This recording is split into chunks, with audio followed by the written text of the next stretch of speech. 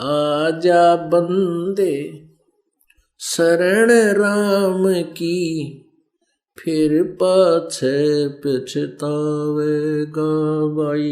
आजा बंदे शरण राम की, फिर पाछे पछतावेगा।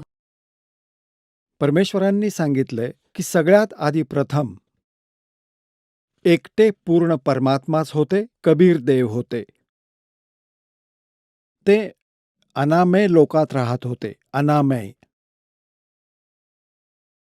आणि परमात्मा एकटेच होते. त्यानंतर परमेश्वराने अन्य 3 लोकांची रचना केली. अके लोकच्या खाली अनामी लोक म्हणा किंवा अनामेय अकेय लोक म्हणा. अके लोकच्या खाली अगम लोक आहे. त्याच्यानंतर पुढे अलक लोक आहे. आणि त्याच्या खाली जे तिसरं स्थान आहे त्याला सतलोक किंवा सनातन परमधाम म्हणतात. आणि सतलोकामध्ये परमात्मा सत्यपुरुष नावाने ओळखला जातो. एकाच परमेश्वराने आपले आणखीन 3 रूप बनवले. तर अशा प्रकारे परमेश्वर प्रत्येक लोकात वेगवेगळ्या नावाने वेगवेगळ्या स्थितीत स्वतःच विराजमान आहेत. आता सतलोकमध्ये सृष्टीची रचना करायला प्रारंभ केलाय. पुण्यात्म्यांनो, जशी फक्त पृथ्वीवरच, ह्या पृथ्वी ग्रहावरच ही सृष्टीची आहे ती विद्यमान आहे. आणि अन्य हे जे ग्रह आहेत, मंगळ ग्रह, बुध ग्रह,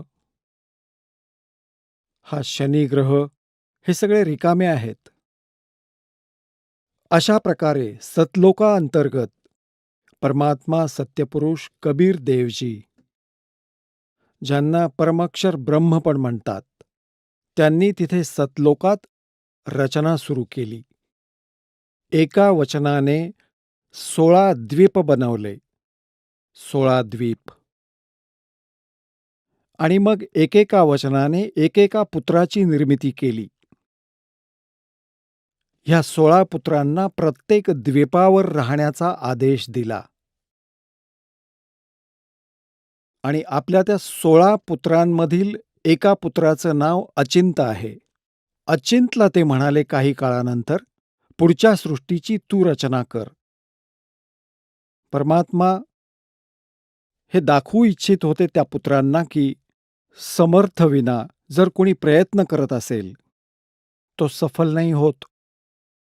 म्हणतात ना, जिसका काम उसी को साझे और करे तो मूर्ख बाजे.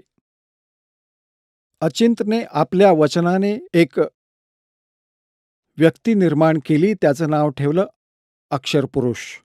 आता अचिंतने आपल्या वचनातून जे निर्माण केलेली व्यक्ती होती तिलाच अविनाशी पुरुष मानलं. त्याला अक्षरपुरुष नावाने संबोधित केलं. त्याला म्हणाला की तू मला मदत कर ह्या सृष्टीची रचना करायला. तिथे परमात्म्याने प्रत्येक द्वीपावर मानसरोवराची रचना केली. एक वेगळं मानसरोवर, कॉमन मानसरोवराची पण रचना केली.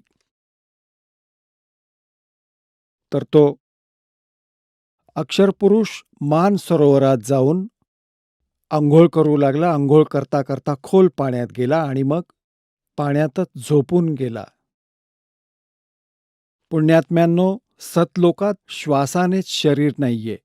खूप वेळपर्यंत तो बाहेर नाही आला. तेव्हा परमेश्वर कबीरजींनी तेच जल, तेच पाणी हातात घेतलं. आपल्या वचनशक्तीने त्याचं जादूगारासारखं एका अंड्यात रूपांतर केलं. त्या अंड्यात एक जीवात्मा प्रवेश केला. त्या अंड्याला सोडून दिलं त्या मानसरोवरामध्ये. ते गडगड करत खाली पोचलं. तर त्या अक्षरपुरुषाची जी अधुरी निद्रा भंग झाली, त्या कारणाने तो संतप्त झाला. त्या रागाने, संतप्त नजरेनं त्यानं त्या अंड्याकडे पाहिलं की मला कोणी त्रास दिला आहे.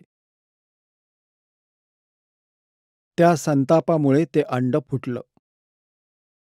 अंड्याचे 2 भाग झाले. त्यातून हा ब्रह्म निघाला. आता पुढे जाऊन या इतिहासात, या कहाणीमध्ये, अमर कथेमध्ये किंवा सत्यनारायण कथेमध्ये जी दास आपल्याला सांगतायत, आत्तापर्यंत विष्णूजींना सत्यनारायण मानून सत्यनारायण कथा सांगत असत, ती सत्यनारायण कथा नव्हती. आता ही आहे सत्यनारायण कथा. सत्यनारायण म्हणजे अविनाशी भगवानाची कथा. तर त्यातून हा ब्रह्म निघाला. पुढे जाऊन तुम्ही 3 प्रभूंशी परिचित व्हाल, जे ब्रह्मा विष्णू महेशांपेक्षा वेगळे आहेत. एक क्षरब्रह्म, ज्याला क्षरब्रह्म पण म्हणतात, क्षरब्रह्म. आणि दुसरा हा अक्षरपुरुष म्हणजे अक्षरब्रह्म. याला अक्षरपुरुष म्हणा किंवा अक्षरब्रह्म म्हणा. आणि अंड्यातून निघालेला हा क्षरब्रह्म. क्षरब्रह्म नाशवान. कारण अक्षरपुरुषाला अचिंत्य नाव दिलं की तू अविनाशी व्यक्ती उत्पन्न केला, अक्षरपुरुष. आता तो स्वामी जेवढा होतो तेवढा तो पुरुष प्रभू. पुरुष म्हणजे प्रभू पण म्हणतात. तर अक्षरपुरुष म्हणा वा अक्षरब्रह्म म्हणा, एकाचीच 2 समानार्थी नावं आहेत. अशा प्रकारेच क्षरपुरुष म्हणा, हा ब्रह्म जो अंड्यातून निघाला तो क्षरपुरुष आहे. त्याला क्षरब्रह्म म्हणा. त्याचा समानार्थी त्याला ज्योतिषरूपी निरंजन पण, काळ पण, हा ब्रह्म पुढे जाऊन काळही म्हणवला जाईल. तर परमेश्वरानं आदेश दिला त्या दोघांनाही की तुम्ही बाहेर या. अचिंत पुरुष, तू निद्रेत होतास. नाही, अक्षर पुरुषा, तू निद्राधीन होतास. तुला उठवण्यासाठी ही सगळी क्रिया केलेली आहे. तू बाहेर ये. दोघेही बाहेर आले. आता परमात्मा अचिंत्याला म्हणाले की अचिंत, आता पाहिलंस तू, समर्थ शिवाय कुठलंही कार्य सफल होत नाही. आता तू तर त्याला बाहेरही काढू शकत नव्हतास. आता यापुढे लक्षात ठेव, अडथळा आणू नकोस माझ्या कार्यात, म्हणून तुला तुझ्या सामर्थ्याची जाणीव करून दिली आहे. तर अचिंत्याने कान पकडले आणि म्हणाला, दाता, मी काहीच करू शकत नाही.